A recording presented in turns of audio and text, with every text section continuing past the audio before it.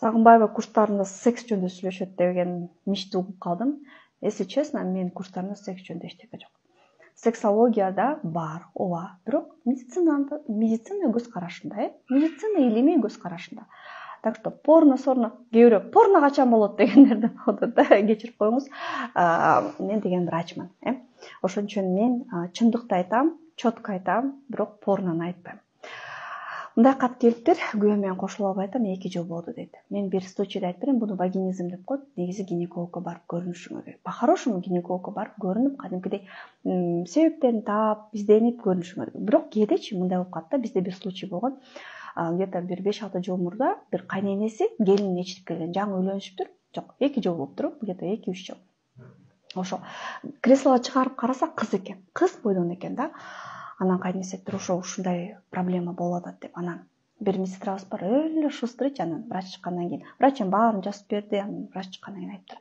Эже, башты оорутпай эле отельге барып, балаңарга айтып коем, жашта баласы. Отельди снимать эткиле деп эле. Анан вино алып берип койгула, там андай мындай алып берип койгула, экөөнү жөнөткүлө десе, бир жумадан кийинби, 2 жумадан кийин ошо кайненеси келиптир. Моундай тор көтөрүп алыптыр дейт.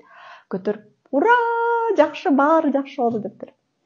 Демек, кыргыздарда жөн эле атмосферадан, стенканын артында кайненеси жатса, биякта кошунасы жүрсө, кечинде баары жата электе, баары угуп калат десе, анан баары жаткандан кийин чарчадым десе, конечно, вагинизм болот.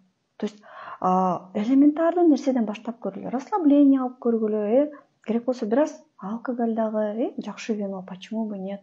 Жакшы гостиницага барып көргүлө, өзүнчө жатып көргүлөчү, кайнене, кайнатанын үйүндө эмес. Бир жума эс алып көргүлөчү, жакшы уктап, жакшы туруп. Биринчи секстен дагы өтө маанилүү, биринчи секстен коркуп калса, психологиялык караганда себептери болот. Кээде биз ойлойбуз, буну барып дарылаш керек. Элементардуу нерселерден баштап көргүлө. Анан болбосо, анан гинекологко кайрылгыла. Кошулганда, может, күйөөңөр катуу кармап коюп атат, может, күйөөңөр өзү жесткий адам, мамилесин бир аз сылыгыраак кылса, может, силерде өзүңөрдө коркуу сезимиңер бар. Ошонун баары менен разбираться керек.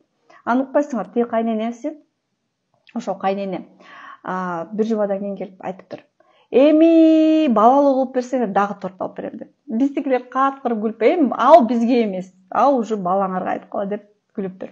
Так что вагинизм десе, мен ушул случайды эстейм. Кээде биз серьезный дарылаш керек деген нерселерди жөн эле кадимкидей эле нерсени жок дегенде үйдөгү атмосфераны өзгөртсөк эле оору эмес экен, жөн эле чечиле турган нерсе экенин билебиз.